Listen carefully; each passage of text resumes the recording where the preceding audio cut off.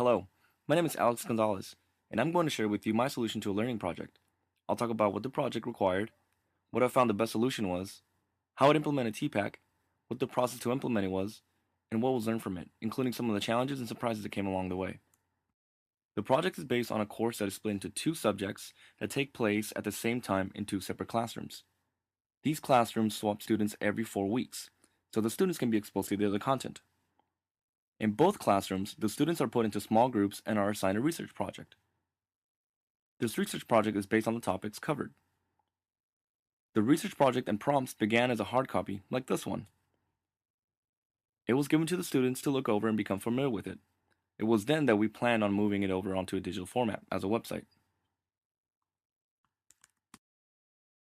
The issue was having a place where the students could collaborate, share, and publish their work. Along with these basic requirements, the platform needed to be able to support multiple users at the same time or varying times, and it also needed to be scalable, meaning that the site should allow for growth as either the classes grew or the students added more content. What about archiving and being able to create a clean slate? Every time the classes would swap, the content from the previous rotation needed to be saved for later review, and the site needed to be rebooted back to a clean slate for the next rotation to work on. Where most courses rotate every few months or perhaps after a whole semester or a year, this course rotates every 4 weeks. This wouldn't be a problem using an LMS. Just archive the course, apply the template, and enroll the students. But there are a few issues with that. We don't currently have an LMS at our school, and the project calls for a more creative response and engagement from the students than that of a typical LMS discussion board. With all these requirements and special needs in mind, I had a few things I thought could work, but nothing seemed to really stand out like Google Sites. After meeting with the teachers and talking over what the possibilities could be, I decided Google Sites would be the best solution. Google Sites would allow the teachers and I to create a site, make a template out of it, share it with the students, allow them to add content, then archive it by copying the site, and reboot it to its original template and get it ready for the next rotation. Since we have Google Apps for Education, we can manage the users, content, and applications that the users have access to. With using Google Sites, we were able to create the site that would feature 3 main sections: the homepage, and the 2 different subjects that would be covered in the classes: developmental disabilities and mental wellness. These 2 subject pages is where the students would publish their work. The site was initially designed by the teachers and I to create a framework from which the students could build off of. This framework was very important to maintain the projects organized. We wanted the students to be creative, but be organized in the way that they present their findings. With this solution, we were able to provide students a valuable online learning experience, preparing them with skills that they could practice and could come into play in their future academic career. Along with Google Sites, there were more supporting technologies. I used a URL shortening service to give the students and teachers a shorter URL to remember because Google Sites generates a fairly long one. We also made laptops, cameras, and iLife software available to the students that want to take advantage of that. The laptops were assigned to the student groups, and they shared them in doing the research and adding content to the site. Introducing this technology seemed like an exciting idea, but we needed to make sure that it would fit in with the teaching style of the multiple teachers that taught this course, be in line with the content they were teaching, and that the supporting technology aided the students and teachers in a way that did not take away from the objective of the research project. From a teacher standpoint, Google Sites offered a way to teach students how to work collaboratively and release responsibility as the course progressed.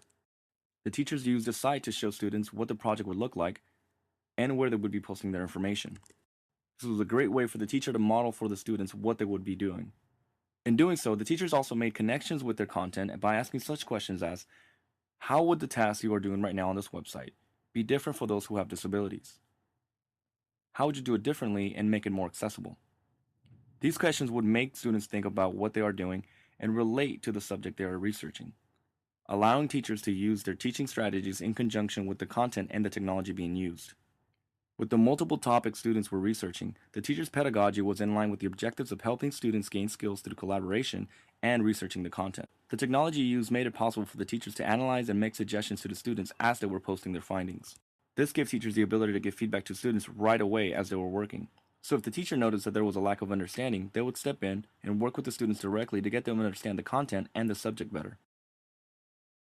Once we implemented the site into the lesson and presented to the students, we saw an increase in the students' interest. We allowed them time in the classroom to get their information together, but we also let them know that this is something they could access from home.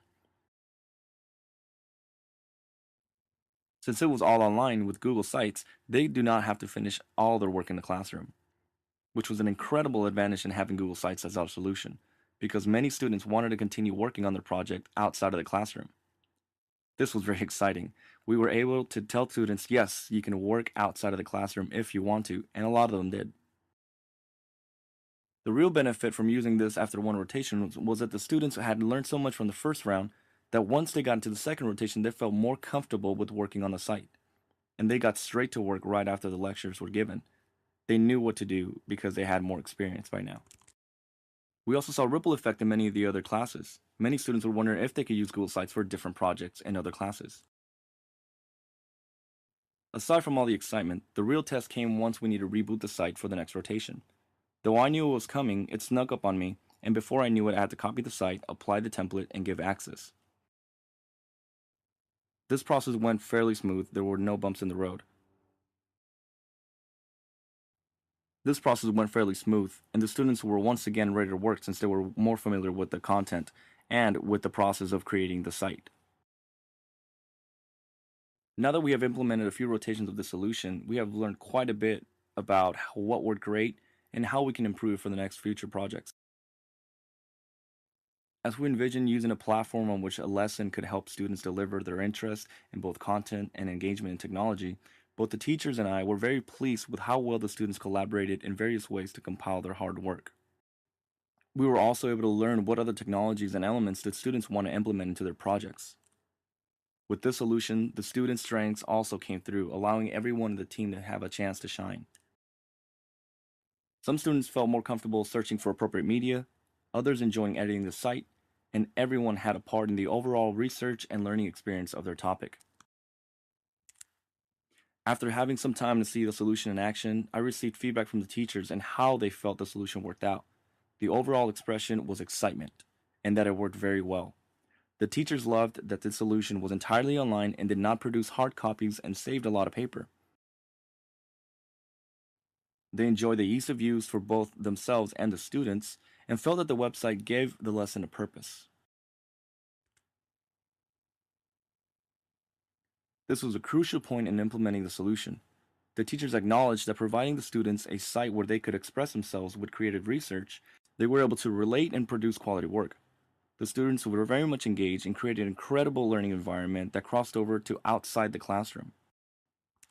From this feedback, we were able to determine what else could be implemented to help improve the solution and better fine-tune it for future rotations. Some of the suggestions were to include some of the form or text fields where the students could provide their names, and a process where the teacher would be updated once major content was changed on the site. Thank you for watching, and if you have any questions, please contact me at agonzalezojeda@gmail.com. I welcome any suggestions or any questions. Thank you.